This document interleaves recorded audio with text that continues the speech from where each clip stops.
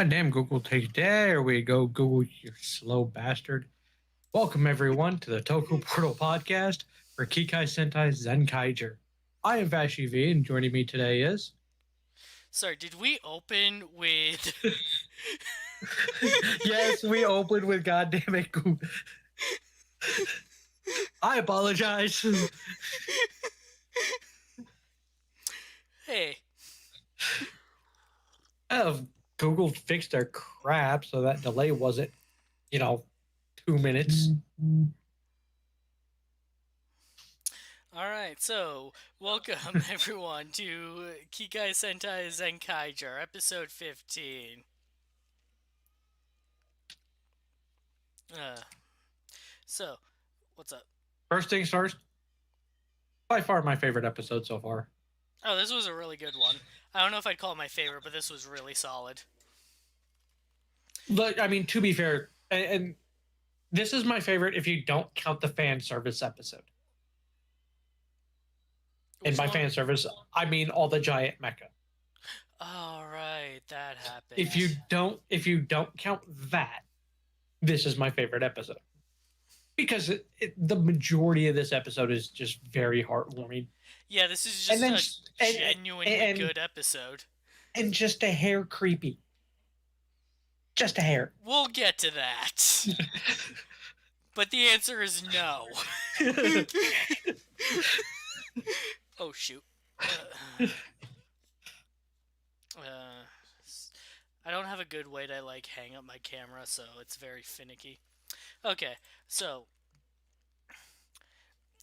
all the kids and such are playing at the restaurant like they typically do after school, and a new kid shows up. He just moved to the area. So everyone gives him, a friendly greeting, welcomes him, tries to get him to come inside, but he's too shy and runs away. He starts to head back home when everything changes. Because welcome to Sentai, this is a thing that happens. Welcome to Retro World.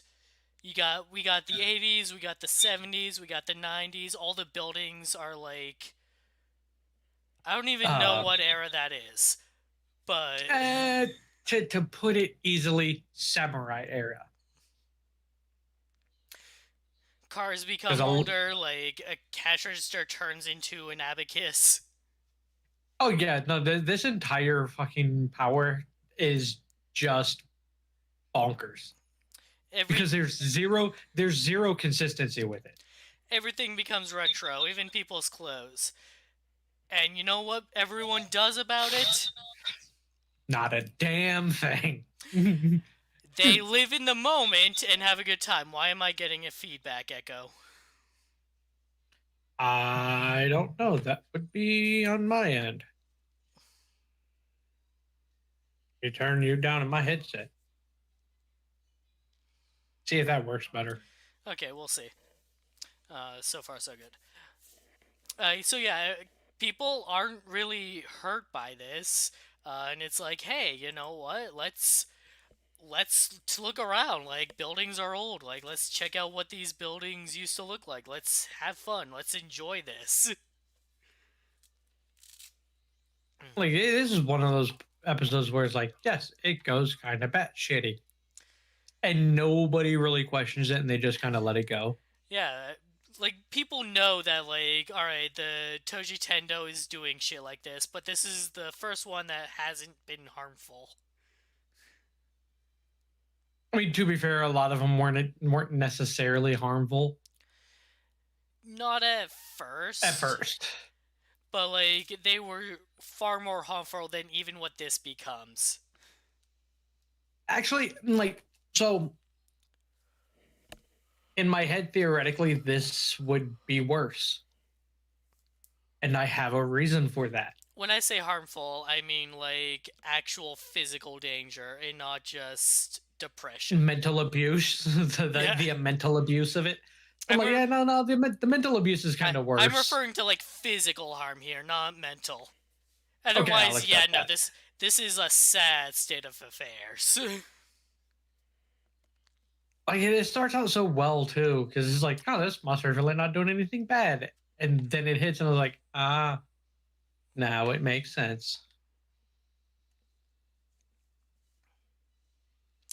But yeah, like Zox's ship turns into an actual pirate ship, which means it can't fly.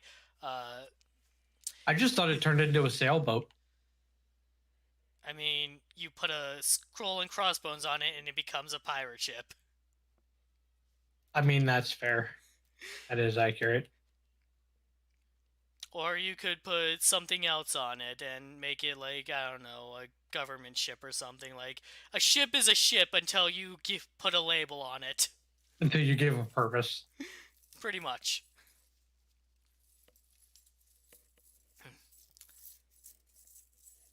So yeah, Zox's changer turns into like an actual like wooden pirate wheel. Why? Because this is retro. He didn't have that kind of technology when things were retro. Neither did the Zenkaigers, but they still keep their guns. Yeah, but they weren't shoving their guns right in the monster's face. I mean, that's fair too, I guess. Also, you know, Zox has the bootleg version, so you tell me. Yeah, that, I mean, that is fair. Meanwhile, Bakuwas is pissed. Uh, Barashitar and Ichirude have done nothing but fail him with every attempt. And they've only disappointed him. This invasion has just been a farce. And what the fuck is this retro world even supposed to do, anyways? And the two generals just kind of look at each other like, retro world? We're doing what now? Boss, I don't know what the fuck you're talking about. It was Like, Geege. which that was unexpected. Boss's pet parrot. And immediately Bakwas is like, oh, it was Geege. Oh, you clever little bird, you. Alright, let's see what you got going on here. Like, one, it's enjoyable watching, Bagwas actually call them out on their crap. Yeah, Mainly, too many Sentai generals give too many free chances. oh, yeah. I mean, hell, look at freaking, Juoger. To be fair, the whole point of that was like he was old and bored Hold and on. wanted entertainment. Okay. That is no excuse for knowing that somebody is, trying to backstab you and just allowing that shit to continue. I Boredom mean, is not an excuse. I would argue that Janice probably had a death wish. Not necessarily that he wanted to die, but in the sense that, like, he was so bored, he would willingly let someone try to kill him so he could see if it would if it would bring any meaning to his life. Yeah, I could see that, especially given the whole Genis problem to begin with. Janice was a little bitch, though. Like, I mean, he was made up of grunts. Of course, he was a little bitch, and he was pissed off because they found out he was just a little bitch.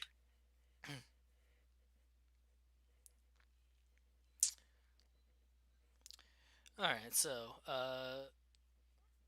Yachan goes for a walk to explore the, like, olden city when she runs into the little boy. I don't remember his name. I don't either. He's all sad and such, though, and he wants to go home.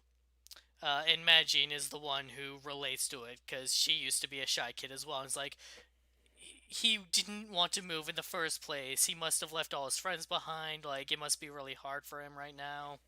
So Yachan decides, like, hey, I'll cheer you up. I'll take you on a tour through the city, and we'll have fun. Like, I love it.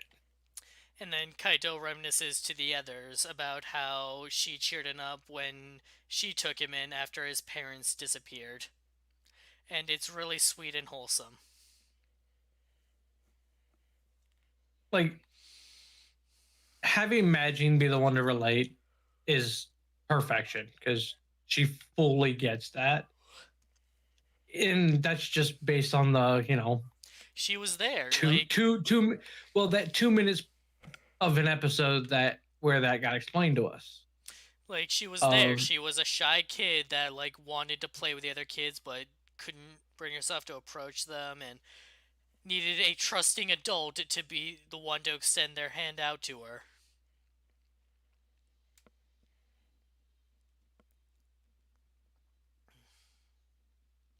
like, and then just having Yachan be that kind parent, looking out for the neighborhood kids and shit. And so yeah, like Yachan takes him to the city and like shows him like older stuff. Like somebody set up like one of those old like little theater boxes that they do. She shows him like an old TV where it's like, hey, try changing the channel, but there's no remote. No, no, you turn the dial. Uh, Takes him on I like a hate that. I hate that joke because it makes you feel because old. it's well, one, yes, it does make me feel old because I used to be my parents' remote control, Oh. but also the aspect of I've seen enough videos on the internet to know that's absolutely a thing that would happen. I saw a video where like these parents gave their like 4-year-old kid a Game Boy Color, and the kid was trying to like tap the screen like a touchscreen and it didn't do anything, so he thought it was broken and like tossed it aside. My favorite thing is watching them, like parents give teenagers the old rotary phones and telling them to call a number, and just watching them just boggle-eyed stare at it like it is the strangest alien technology they have ever seen.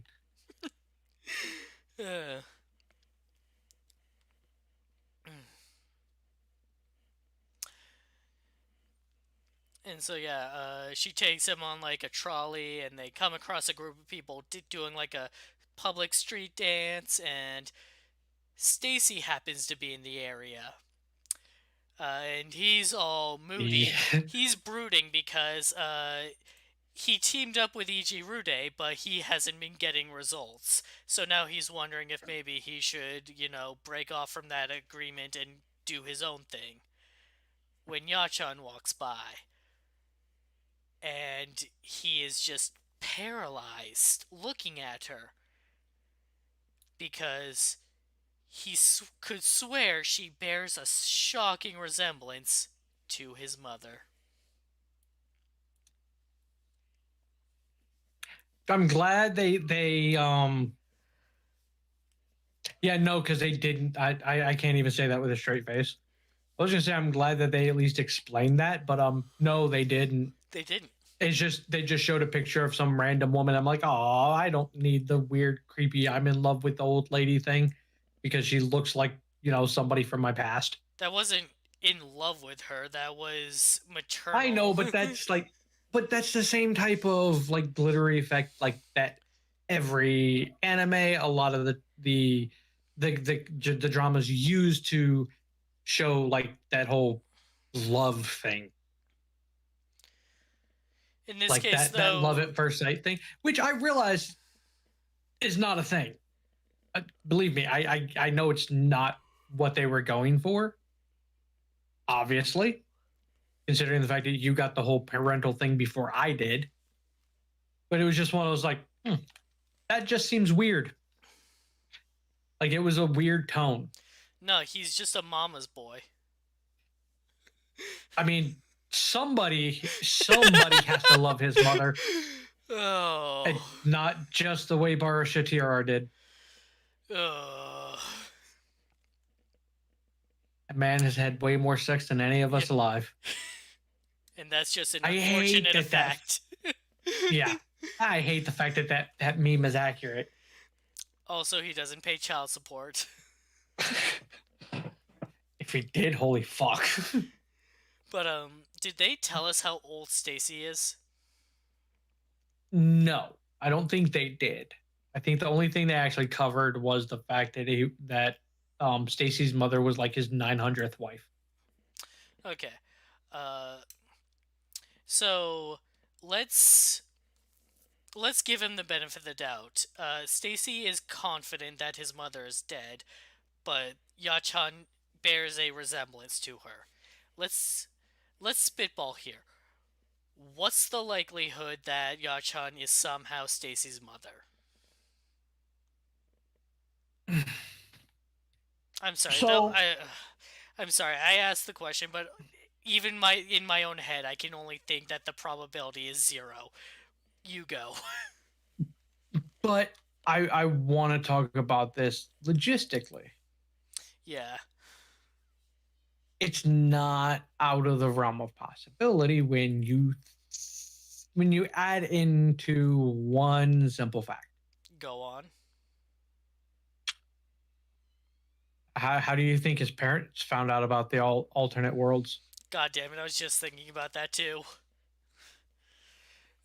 Like, Uh, I hate to fucking say it, but it makes sense. but then did she forget? Because she doesn't acknowledge him.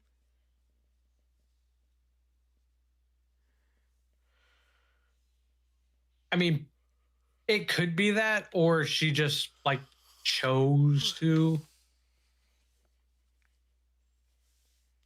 That more of You, that whole it was a painful memory, so she just chose to ignore it. mm, I mean, that's the easy way to explain it. Um, it would also explain why she's not so super surprised when any of this shit actually starts going down. Like, she's not confused about the Zenkaiger stuff,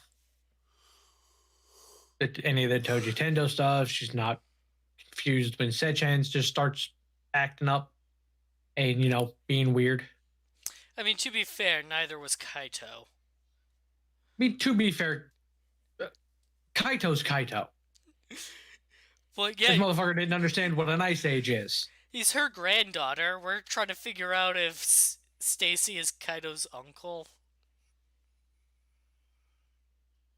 No. It would be weird. I. It's not. Let's be real. The shit Toei's been doing lately, while absolutely amazing, it there are bits of it that are like, how in the fuck did you come to this decision to do this? Like, having a 900 man running around trying to pick up a wife for an entire season, and then have his, what, 400-year-old sister basically start dating one of the other Rangers. And also, she looked 12. I think she was only 200. That's not the important part here. But it's like I said, it's not the most out there thing that Toei's done by any means. Remember Star Ninja? The ninja I try not cowboy, to. the ninja cowboy whose mech is a bull. And he transforms with a burger. Yeah, he takes his burger, attaches it to his six string. Like, that's the point where you just have to accept that Toei is fucking with us.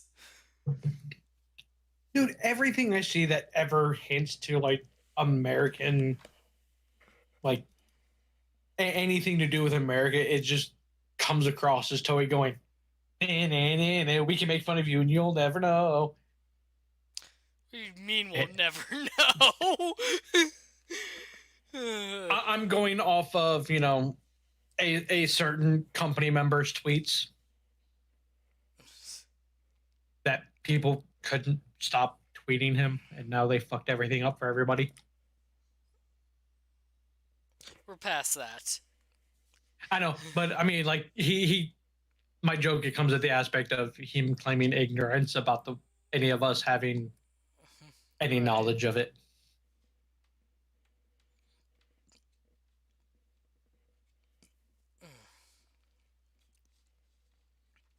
So Stacy walks off of the episode because he has a mother complex. But we'll see him next week. Because of course we will. The rest of the team fail to find the monster, but they meet back up and see Yachan and the boy dancing, and he's smiling and happy. And it's like, hey, he's found himself. Like, this is good. He's making progress. And then Retro World triggers his real plan. Make everyone Depression. make everyone nostalgic for how things were back in the time, and then make them want it. And yeah, the depression kicks in, and now everyone's feeling sad because they miss how things used to be. And I mean, rightfully so, to an extent.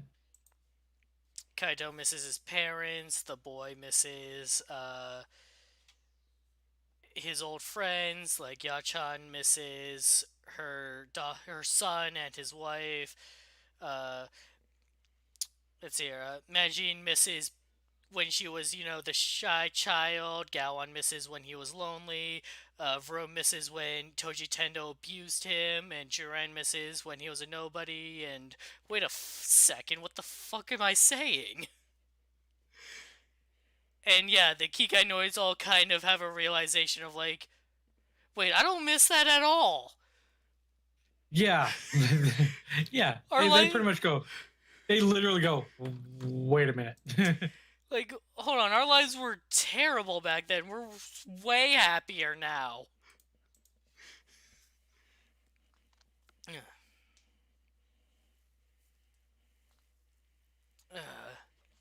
So they kind of snap out of it. Kaito is still trapped in it, so Jiren just borrows one of his gears and they go to fight Retro World.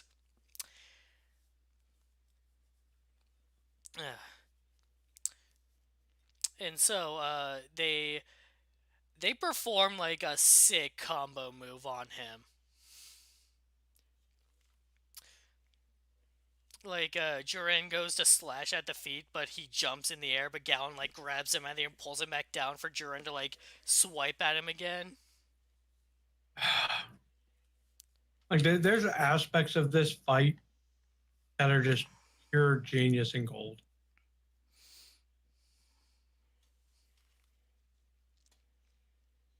And then Retro World decides to be a fucker.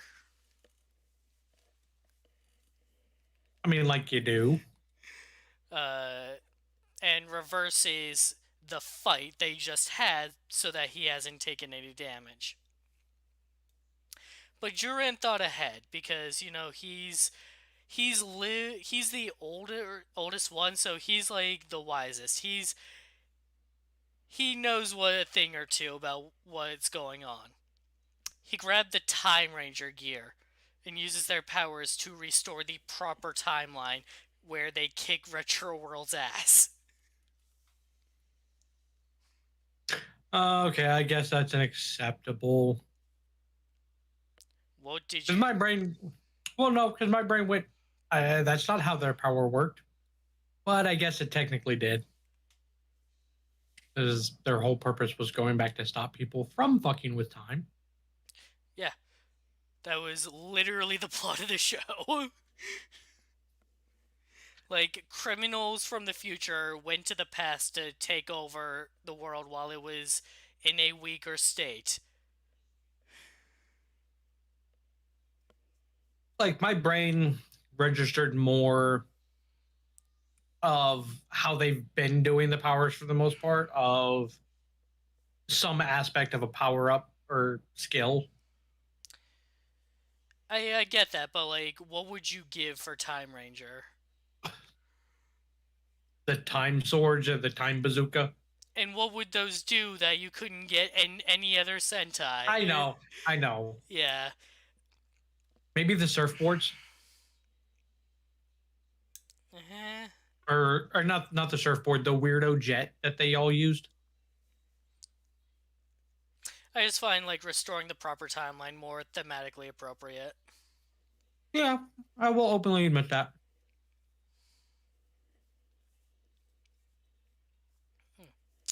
So, with Retro World defeated, everything returns to normal and everyone gets out of that funk that they were in.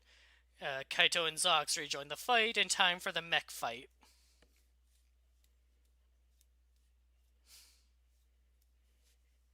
Them Now, sitting on the beach was gold. right? Now, this guy was thinking. Like, he had a plan. It didn't work, but he had a plan. Uh, he uses his retro powers to hit Kaito, Zox, and their mechs so they can only talk in older mannerisms. Like old expressions that are out of date and are like meaningless without context. And so he effectively cut off their communication with each other. That doesn't matter, their sword still hits the same, anyways. Yeah. He had a plan, but boy, did it not do anything. But boy, did it not matter. I really like that he tried that, though. Like, that was a really good idea in probably the worst possible execution. Like, this would work in a Sentai where, like, or for lack of a better thing, like any type of like magic show where you had to say certain things. Like, this would work great in Magic Ranger. In fact, making them impossible to understand made the fight harder for him because they couldn't call out their attacks. He couldn't tell what they were going to do next. Like, this is that point of we're gonna Toei as a group we're gonna jab at our own stuff, our own cliches, but in this particular case in a very unique way. And one of those, y'all shouting all this stuff is stupid, come up with a better way to, you know, synchronize your attacks or whatever you're going to do. But at the same time, it's one of those is like, have them doing that also makes it so much harder for the bad guys. Because in the end, you can just say anything, and it's not a bullet's still a bullet. It doesn't matter what you say.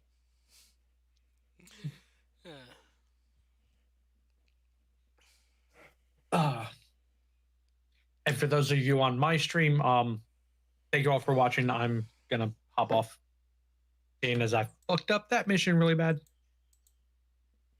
I do feel like we got a little bit robbed.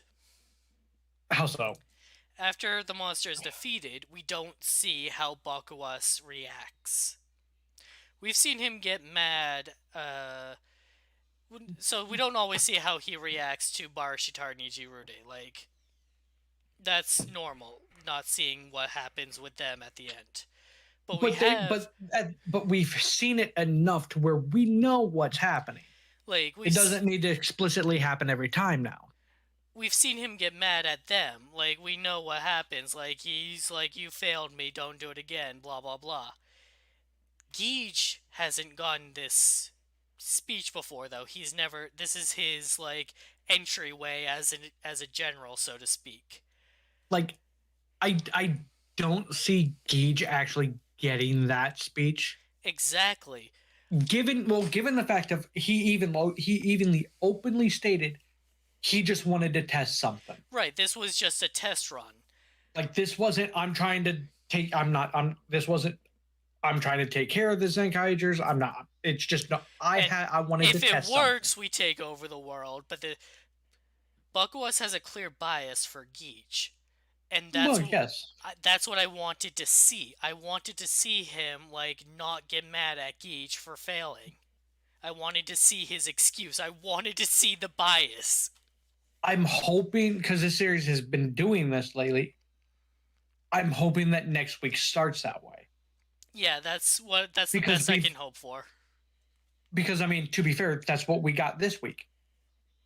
It started off with, you know, them getting pissed off at EJ Ruda and Bakuwas because they've been failing.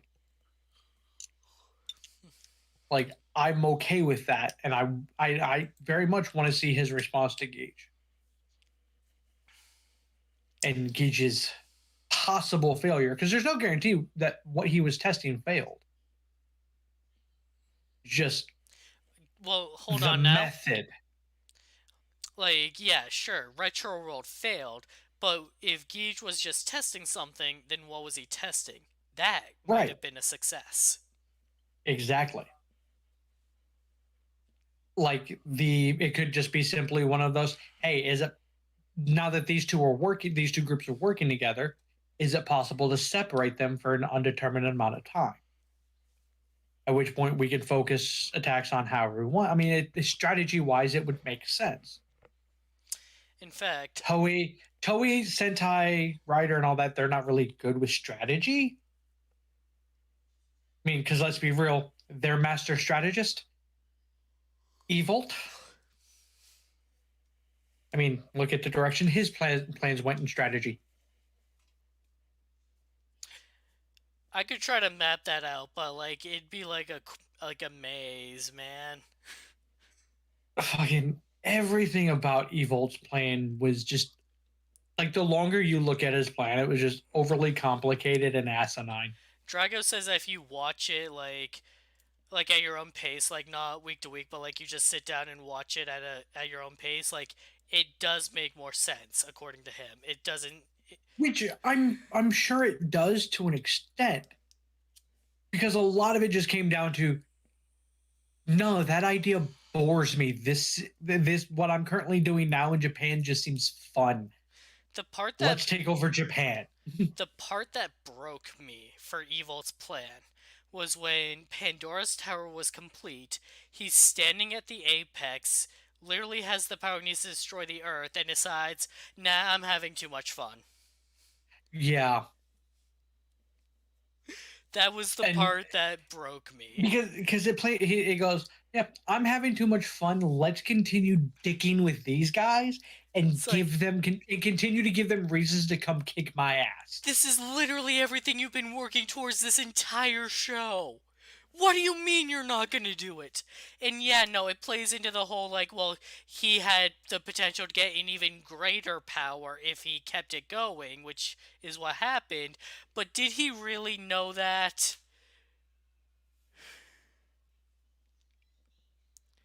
Like at some point, you have to question how far ahead Evolt was actually thinking with the whole Lost Bottles shit.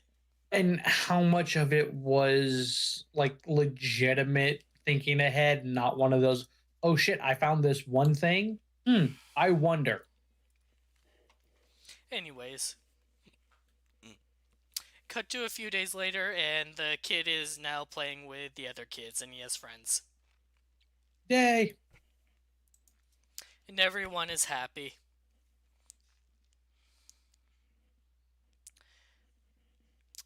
Next week, magnets.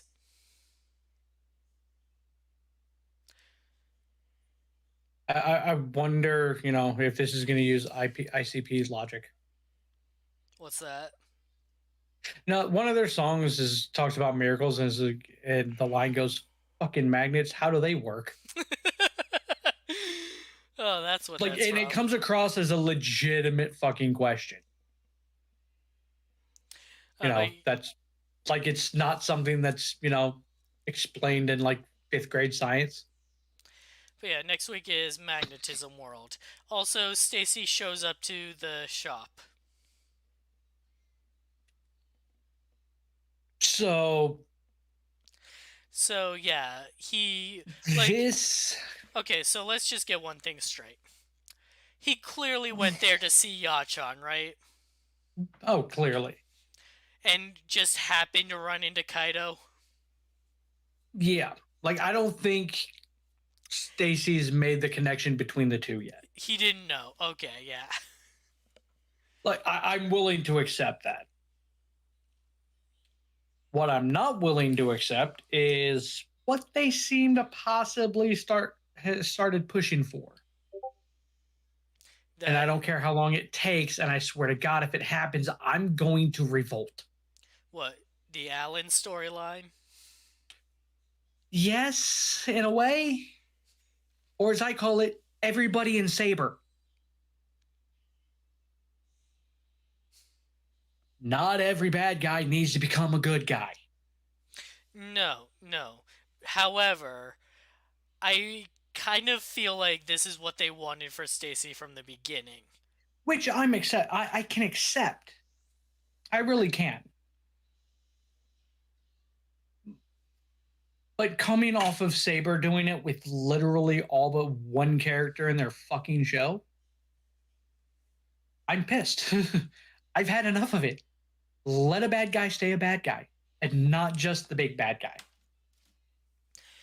That's one of my issues with the rider versus rider trend that we're riding. Like, I was fine with the Ryuki version of Rider versus Rider. Some people are just assholes. I mean, it was literally a plot device. but yeah, now we've gotten to the point where with Saber, like, no, nobody's the villain. So far, the only people that come across as evil and overall Are like comically evil. yes, and no matter how well it's portrayed, because I'm sorry, Shinken Gold is masterful at crazy pants. He really is. I like him better in this than I did in with him in Shinkenger, because that was the other side of comical. Like, comical good is not the same as comical evil. Comical evil just plays better, in my opinion. But then you get the only other person who's still, like I said, still evil is the last of the Megiddo. Storius? I think that's the last one.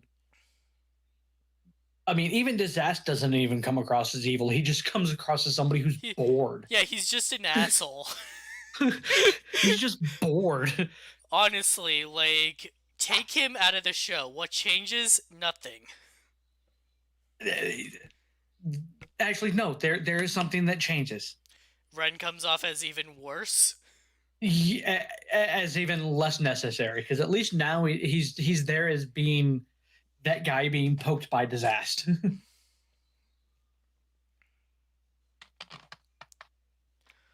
Like he's there for Disaster to kind of poke fun at. Just kind of sad when Disaster is the one making fun of you. Thank you for joining. He's the only character who's been in less episodes than Ren. Thank you for joining the Saber portion of the Zenkaiger podcast. No, it's just that I'm sick of seeing everybody get redeemed. Like, I get it, Barashitara and EJ Rude aren't going to be redeemed. Gage isn't going to be redeemed, but that comes with the territory of generals. To be fair though, like, even when we first saw Stacy, like we found out that he was going to be like an evil ranger, my first thought was, oh, I wonder if they're going to do a redemption arc for him. Right. And like, I will accept it under protest, but with the acknowledgement of, well, yeah, no shit. Like, this wouldn't be an evil human Sentai story if he didn't become good at some point. And then immediately die. And yeah. Or no. You gotta give him, 38 days? Or however long a candle lasts? Yeah, tell you what, we're gonna, like, take this pitcher of water and slowly pour it out.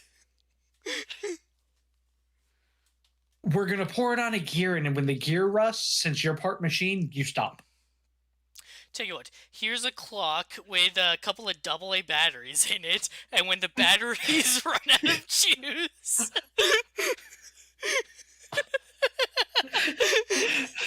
Oh, God. It would be so funny. And very much something I could see Toei doing. again, to make fun of the trope, which is Toei's main gimmick for Sentai at the moment. But it's just there's so much. I don't know. It's like as much as it makes sense, and let's be real, the amount of human people in this show is drastically low for a reason. And I'm sorry, it's the only reason that exists, and that is COVID. I guarantee you that is 90% of the reason why everybody's a machine. Because, you know, you get to have more people on set because they're in helmets. I mean, that's also just standard Sentai, like not necessarily machine, but like monster costumes. I'm just meaning for like the main cast hanging around each other, which is very much a Sentai thing. Is like this makes it easier to do. This way, they're not having to do like the weirdo green screen like they're doing with Saber for a while, where all three people were in the same room within 5 feet of each other, but everybody looks like they're green screened on top of each other because it's clearly filmed 3 different times.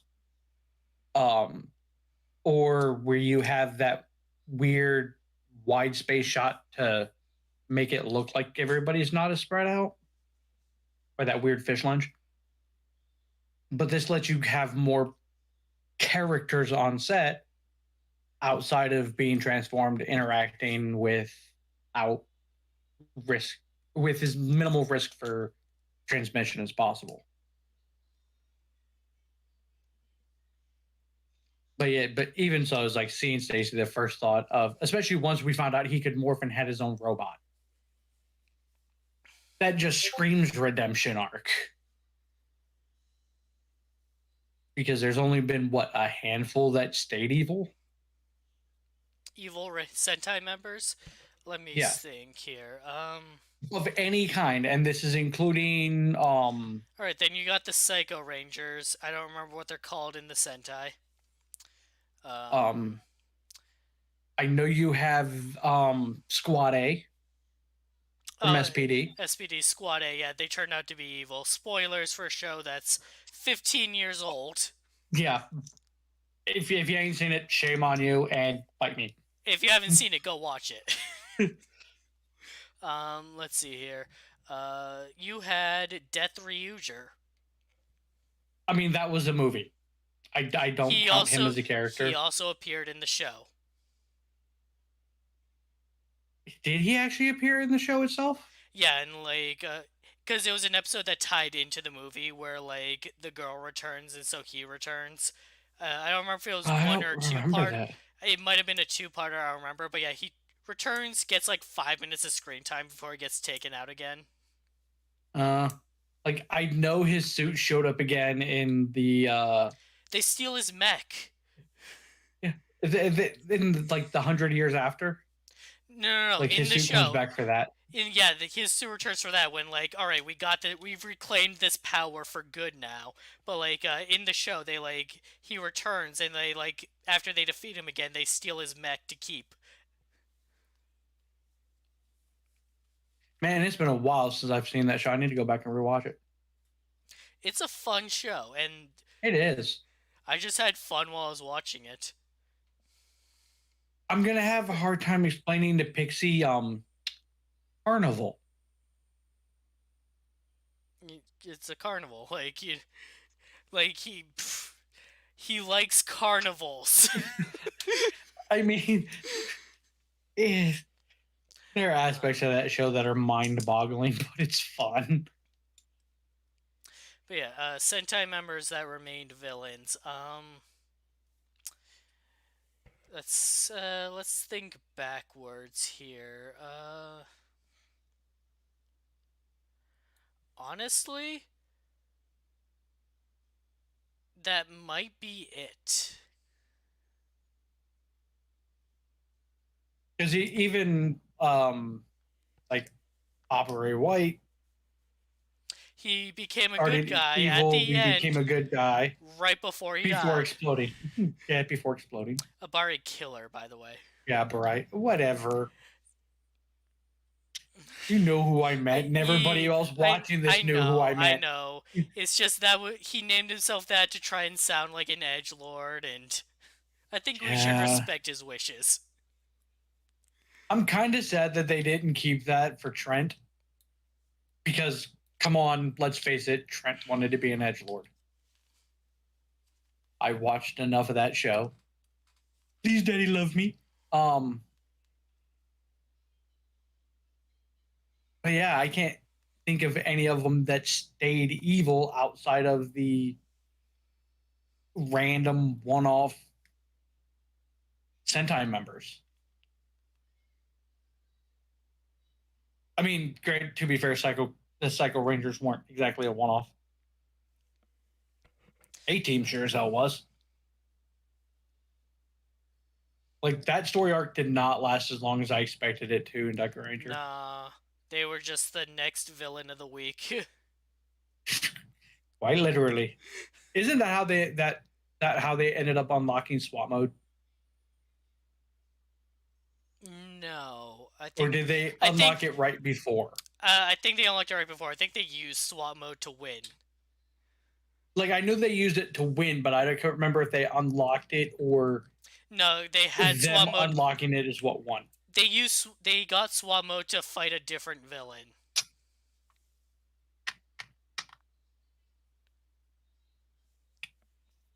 I don't remember which villain they were fighting, but they unlocked SWAT mode to fight a different villain. Well, like, as much as I would accept Stacy as being the, redeemed villain turned Ranger, Saber has spoiled. Saber has spoiled that for me. And to be fair, it's not just Saber. I mean, it's been a consistent thing for a while now. Where overall, outside of the main bad writer, everyone turns good. I mean, fuck, they did it in Build. Everybody who was a bad guy in Build, except for Evil, becomes good. To include the very openly evil people. But I hate to bring this up, but the Cross movie.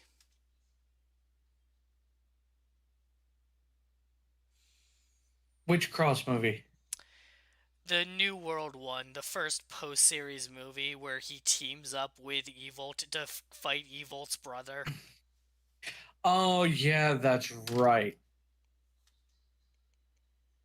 God damn, that series failed on so many levels.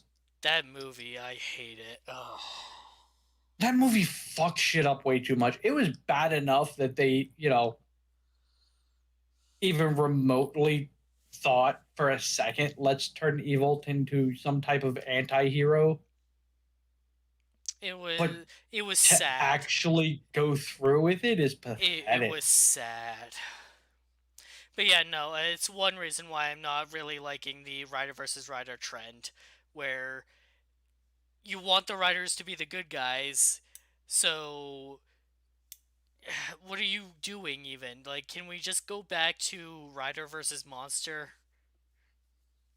Like, if you can't get writer versus writer right, and let's be fair, you got it right once to damn near perfection.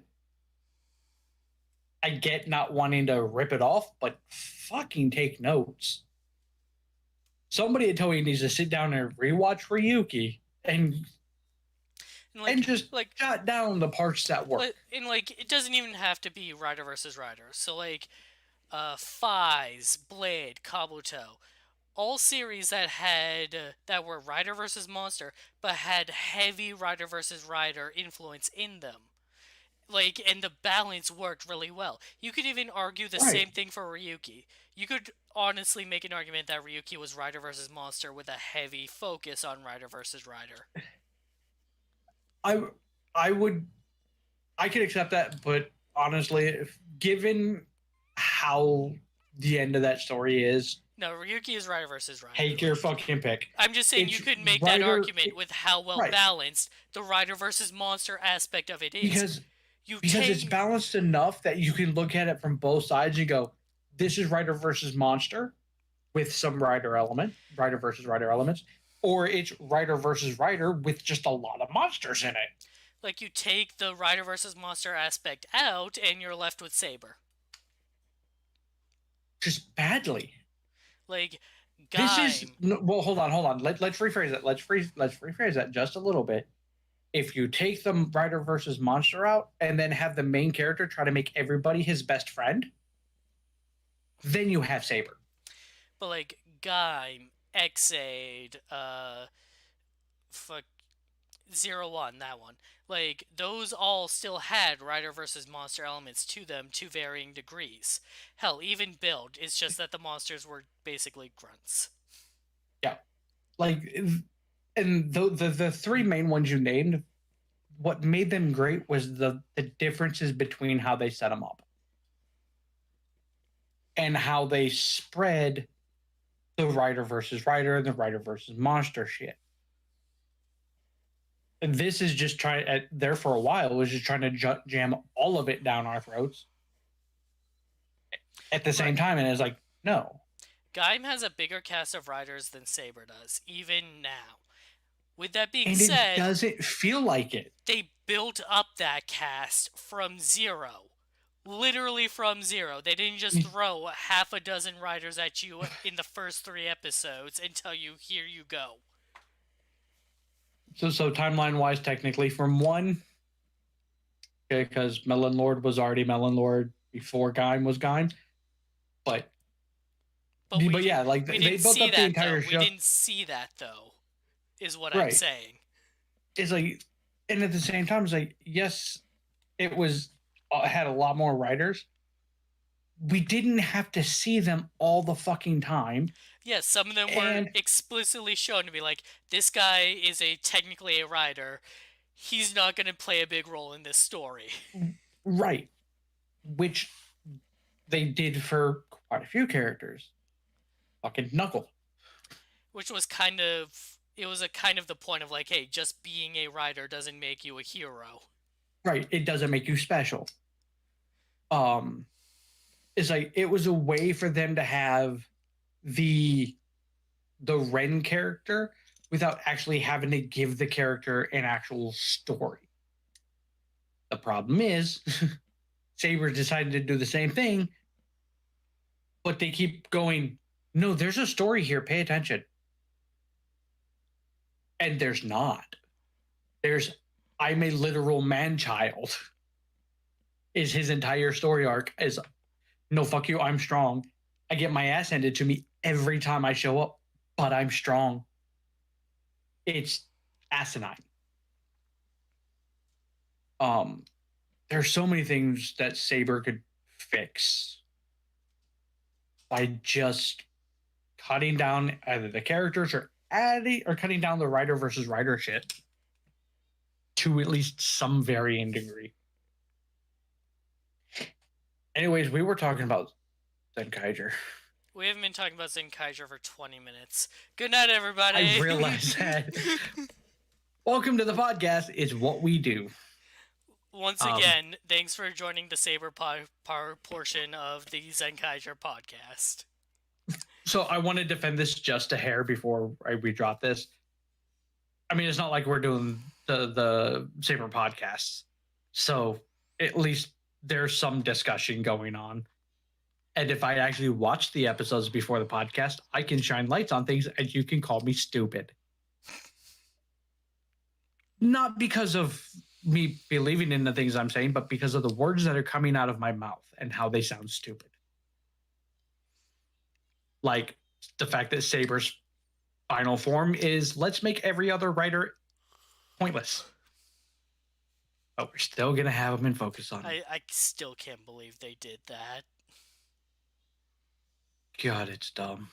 Like, at least when Build made his genius form, like, it didn't invalidate anyone else's bottles because those were all unique bottles specifically created for them, whereas Build only incorporated the, like, fucking 60 that were meant for his arsenal. Right, like, I could accept it if all Saber did was gave him access to all of his books. to include the one that just kind of pops up every now and again, that he has absolutely zero control over it happening whenever. And that's that Trinity form. The one with the black shield. Because it just kind of poofs into being. No explanation, it just poofs into being. But no, it's everybody's shit. And it's stupid. Alright, so thanks for joining us tonight, everybody, and we'll be back next week for more Zenkaiger, and probably another 20-minute rant on Saber. So thanks for joining, we'll see you next time. Depends if I decide to watch the episodes first. But thank you all for listening, and for those of you who understood and checked out the other half of the stream, thank you.